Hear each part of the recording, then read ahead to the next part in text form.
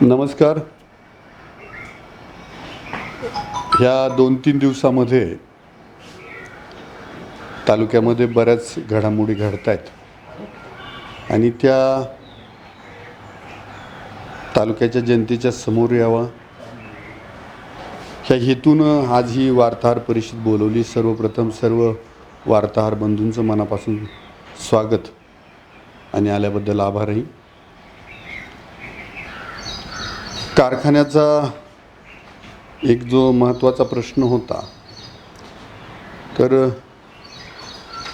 अजितदादांच्या मार्गदर्शनाखाली जवळजवळ ह्या वर्षीचा तर हंगाम मार्गी लागेल असा आशावाद आहे. त्या संदर्भातली बैठक कालच मुंबईमध्ये पार पडली.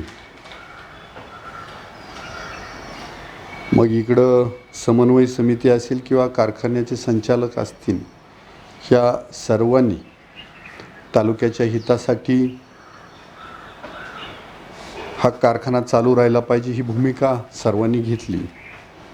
खरं तर दोघांचेही जे सहकार्य त्याबद्दल मनापासून धन्यवाद. आणि आदरणीय अजितदादांनी परखडपणे जे काही काल भेटली मंडळी त्यांना काय सांगितलं आहे तर त्यातली बारकावे ते सांगणार नाही, परंतु तुम्हाला कारखाना भविष्यात काटकसरीनं चालवावं लागणार आहे हा मात्र त्यांनी संदेश दिला आहे. हा एक भाग. दुसरा रेल्वेचा प्रश्न.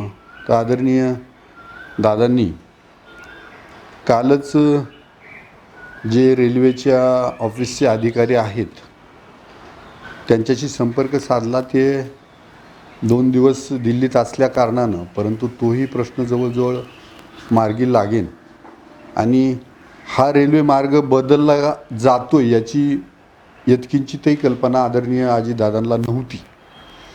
तसा पत्रव्यवहार मी मागच्या आठवड्यात केला, त्यानंतर त्यांनी ती भूमिका घेतली आणि काल त्या अधिकाऱ्यांशी समन्वय झाला आहे. तर तोही प्रश्न जवळजवळ मार्गी लागेल.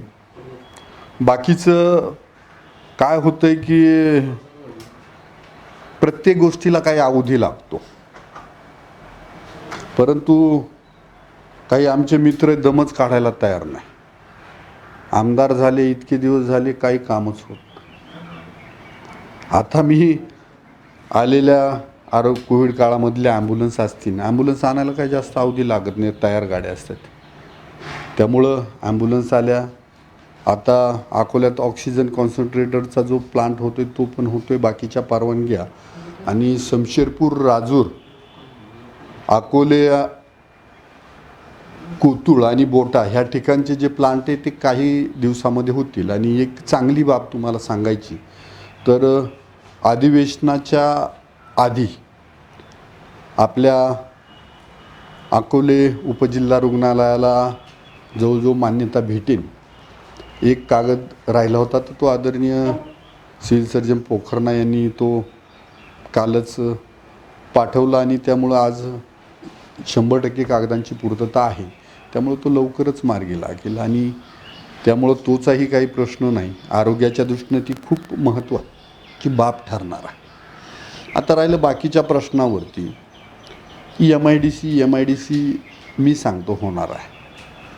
आता कोतुळचा पूल एवढा मोठा उभा राहिला किंवा एवढं त्याच्यावर राजकारण पेटवलं गेलं, खालच्यांना पाण्यासाठी उठून दिलं, वरच्या पाण्याला पाण्यासाठी उठून दिलं, परंतु हे धाडस करून मी त्या पुलाच्या उभारणीसाठी निर्णय घेतला आणि सुदैवानं आता त्याचे जे पिलर आहेत ते पाण्याच्या वरती आलेत.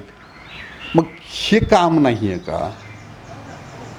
किंवा बाकीचे आता ग्रामीण भागातल्या बऱ्याच ठिकाणी रस्ते सुरू आहेत, काही पूर्णत्वाला जायचे आहेत, काही दिपावळीच्या नंतर पावसाळ्यानंतर सुरू होतील. आता माझेच आदेश आहेत का पावसाळ्यामध्ये डांबराचं काम झालं नाही पाहिजे आणि त्यामुळं काही ठिकाणी काम बंद होईल. कारण जर ते काम क्वालिटीचं नाही झालं तर परत अडचणीचा विषय राहतो. तर हे सगळं समजून घ्यावं. माझ्या विरोधात जर चुकीचं असलं तर 100% लिहावं, कारण वार्ताहरिता हा लोकशाहीचा चौथा आधारस्तंभ आहे आणि तो तुमचा अधिकार आहे. परंतु त्यात कुठंतरी जर सत्यता आहे तर तिथं आम्हालाही स्पेस द्यावा. ही आमची मागणी राहील. भविष्यात देवीच्या घाटाला पैसे वर्ग झालेत, वरतून 2 कोटी, खालून 2.5 कोटी त्या शहापूरकडनं. मग तेवढ्या 4.5 कोटीमध्ये एकदा की त्याची प्रशासकीय मान्यता भेटली की आपण पुढची प्रोसेस सुरू करणार आहे, की त्याच्या परवानग्या आहेत, मग फॉरेस्टच्या परवानग्या आहेत, काही जमिनीचं कॉम्पेन्सेशन आहे, ह्या सगळ्याचं काम होणार. अजून एक महत्त्वाची बाब, आदरणीय जयंत पाटलांनी जो काही बितांगा प्रकल्प आहे तो पूर्णत्वाला नेऊ हा पण शब्द दिला आहे. आणि सगळ्यात महत्त्वाचं, आमचे घाटघरचे बांधव बऱ्याच वर्षापासून त्यांचं पुनर्वसनाची जो मोबदला भेटला नाही त्याच्यासाठी रखडत आहे, तर तो प्रश्न जवळजवळ मार्गी लागला आहे. त्यांची जी कोर्टामध्ये केस होती वगैरे वगैरे, पण त्याच्यातून मार्ग काढून त्यांनाही लवकर न्याय भेटणार आहे. म्हणजे आज पिंपरकणाचा पूल आहे, आजच्या स्पीड आहे, म्हणजे गेल्या वर्षीचा जर स्पीड पकडला असता तर तो 2027ला पूर्ण होतो आहे, परंतु आपण तो 2024पर्यंत 23-24पर्यंत जनतेला समर्पित करणार आहे. त्याही कामाचं स्पीड वाढवलं आहे. मग असं सगळं होत आहे. तालुक्यामध्ये ग्रामविकास विभागाकडनं आमच्या प्राथमिक आरोग्य केंद्रांना ॲम्ब्युलन्स आल्यात, जवळजवळ 6 ॲम्ब्युलन्स आल्यात. त्या माझ्याकडनं 3 ॲम्ब्युलन्सची खरेदी झाली, अजून 3 ॲम्ब्युलन्स येत आहे. म्हणजे असं आपले ग्रामीण रुग्णालय किंवा प्राथमिक आरोग्य केंद्र असतील, इथं सगळ्या सुविधा कशा उपलब्ध होतील असा सगळा आपला प्रयत्न आहे. आणि हे सगळं कोरोनाच्या काळामध्ये होतं आहे. पण मी कधीही सांगितलं नाही का कोरोना आहे त्यामुळं कामं होणार नाही. बाकी 25-15 तुम्ही जर शाळा खोल्या माझ्या जिथं मी दिल्यात, तुम्ही पहा, स्मशानभूमी पहा, एकदम उत्कृष्ट क्वालिटीचे काम आहेत, की गावकरी समाधानी आहे आणि मीही त्या कामावरती समाधानी आहे. सुरुवातीच्या काळामध्ये मला खूप सारा त्रास झाला, कारण जे काही नवीन ठेकेदार आले होते हे जुन्या पठडीतले होते आणि काम करताना ते खूप त्रासदायक ठरलं मला. परंतु मला एक दुसरी तिसरी एजन्सी द्यावी लागली आणि आज काम खूप चांगलं चालू आहे. म्हणजे विकास कामाच्या दृष्टीनेही असा प्रयत्न आहे. आणि अजून एक मुद्दा समोर येतो आहे, खतं किंवा बियाणांवरती जे काही बोललं जात आहे, तर तशी परिस्थिती अशी आहे की आत्ताच्या मितीला गेल्या वर्षीच्या पटीत खतांचा साठा बरा आहे. जो बफर स्टॉक होता तर तो आपल्यासाठीच होता, की ऐन वेळेला जर टंचाई उपलब्ध खतं नाही झाली तर त्या बफर स्टॉकमधून खतं द्यायची. पण आजच्या मितीला त्यातूनही खतं काढली गेली आहेत आणि वरतूनही सप्लाय चालू आहे. म्हणजे सध्या तरी शेतकरी बांधवांना मी सांगू इच्छितो की खतं बियाण्या यांचा पुरवठा आहे. जर काही अडचण आली तर मला थेट संपर्क करा. कुठं जर लूट होती असं वाटलं, माझ्या पथकानं एक राजूरला दुकान आणि एक कोतुळा दुकान सस्पेंड पण केलेलं आहे, की जिथं शेतकऱ्यांची अडवणूक होत होती. त्यामुळं असं सगळं खूप चांगलं चालू आहे. राहिला सायला प्रश्न पोलीस विभाग असेल, माझा पंचायत समिती विभाग, तहसील विभाग, तर मला ही मी सांगतो आहे की पहिल्यापेक्षा खूप चांगलं चालू आहे. त्याही पलीकडं तुमचं जर काही म्हणणं असेल तर तुम्ही नक्की माझ्यापर्यंत पोचवा. त्यात अजून कामात सुधारणा करेन. मी 100% फरक पडला आहे असं म्हणत नाही, पण जवळजवळ 70-75% फरक आहे. भविष्याच्या काळात पूर्णत्वाला नेण्याचा माझा निश्चित प्रयत्न असेल. काल एक ह्या महत्त्वाच्या कामानिमित्त मी मुंबईमध्ये होतो, परंतु अखिल भारतीय आदिवासी विकास परिषद हे माझ्या घरावरती त्यांचं आंदोलन काहीतरी ठरलं होतं, सगळ्या आदिवासी आमदार खासदारांकडे जायचं म्हणून आले. परंतु त्याची मला त्यांनी पुसटशी कल्पना दिली नव्हती. मला जेव्हा रात्री कळालं तर तेव्हा मी पोलीस यंत्रणेला सांगितलं होतं की मी माझ्या काही महत्त्वाच्या कामानिमित्त मुंबईला जाणार आहे. आल्यानंतर आता त्या संघटनेचे कार्याध्यक्ष आहेत मधुकरराव पिचड साहेब. त्यांचाच एक कार्यकर्ता लकी जाधव.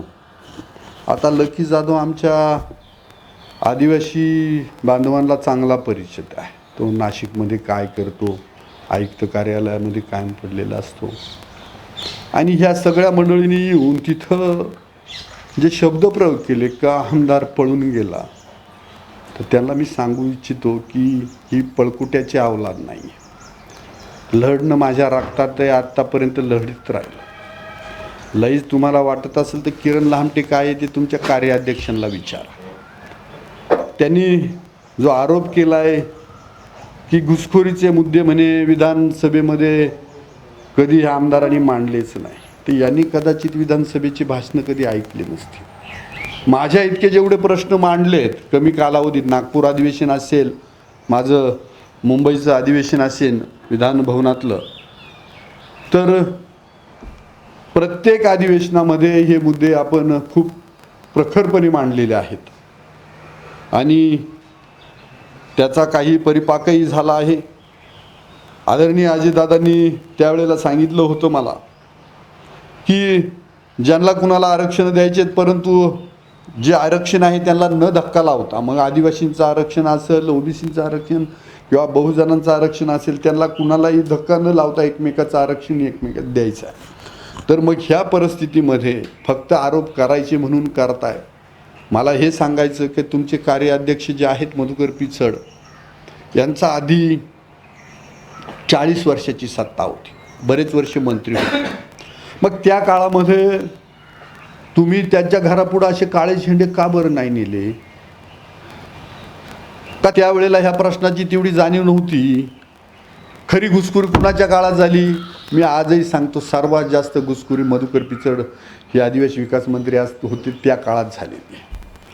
अरे झालेली आहे काय, तर मधुकर पिचडाच्या घरातच घुसखोरी झालेली आहे. आणि मग तुम्ही तुमच्या कार्याध्यक्षांना विचारत नाही कसा दाखला घेतला, कशा आदिवासींच्या जमिनी लुटल्या, का नाही आदिवासी बांधवांना परत जमिनी देत. ह्या प्रश्नावरती मात्र तुम्ही बोलत नाही, फक्त राजकारण करायचं म्हणून. कालचा मोर्चा आला, त्या अखिल भारतीय आदिवासी विकास परिषद ही मागच्या इलेक्शनला वैभव पिचडांबरोबर होती आणि ते सांगतायत आम्ही किरण लहामटेला निवडून दिलं. होय, मला अकोले तालुक्यातील जनतेनं, मायबाप जनतेनं निवडून दिलं आहे आणि त्यांच्याशी मी प्रामाणिकपणानं काम करतो आहे. त्यांच्या प्रत्येक प्रश्नाचं उत्तर देणं ही माझी बांधिलकी आहे आणि तो त्यांचा अधिकार आहे. परंतु तुम्ही फक्त राजकीय बागुलबुवा करायचा म्हणून तुम्ही जर त्या पद्धतीनं वागत असाल तर हे गैर आहे. त्यांनी एक आरोप केला माझ्यावरती की म्हणे त्या एकदऱ्याजवळ तुमच्या नावाचा दुरुपयोग करून काहीतरी अवैध धंदा दारूचा का बारचा हे चालू आहे म्हणे. आमच्या पोलीस यंत्रणेला विचारलं तर तो म्हणे साहेब ते कधीच बंद झाला आहे, तुम्ही सांगितल्याबरोबर ती आम्हाला कारवाई कराल त्यावर बंद झाला आहे, तो शिनर कुठला तरी आहे तिकडं. म्हणजे कुठं तरी ह्या वाईट धंद्यांशी फक्त माझं नाव जोडायचं हे ठरून जे षडयंत्र आहे हे काय बरोबर नाही. अहो पिचड साहेब, सांगा तुमच्या ह्या पिलावळीला ह्या मागच्या 40 वर्षाचा तुमचा कारभार पाहिला तर काय काय दडवलंय आणि काय काय लपवलंय, काय काय चोऱ्या माऱ्या झाल्यात हे कशाला आम्हाला सांगायला. जनतेनं त्याचा हिसाब चुकता केलाय. परंतु अशा पद्धतीनं हे राजकारण करणं बरोबर नाही. आणि काही वार्ताहरांनी लिहिलं की म्हणे किरण लहामटेच्या घरावर काळा झेंडा फडकावला. माझ्या घरावरती माझा राष्ट्रवादी काँग्रेस पक्षाचा झेंडा आहे, डावलानं फडकतो.